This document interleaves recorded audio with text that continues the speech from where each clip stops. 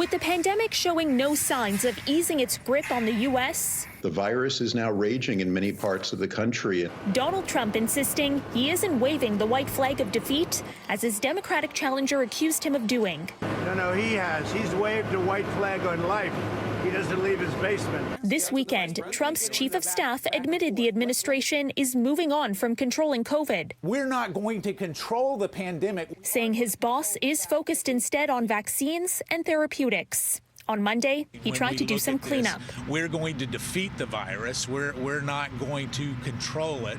We will try to contain it as best we can. According to Johns Hopkins University data analyzed by the Associated Press, deaths per day across the country are up 10% over the past 2 weeks, from 721 to nearly 794 as of Sunday.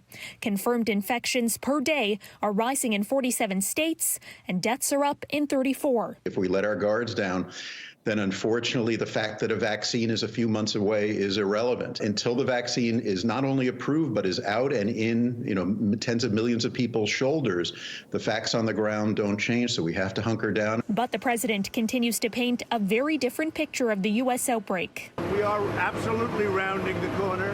Other than the fake news wants to scare everybody, we are absolutely rounding the corner. At the first of 3 scheduled rallies in Pennsylvania, Trump also upped unfounded suspicions about the state's ballot counting process. A lot of bad things happen there with the counting of the votes.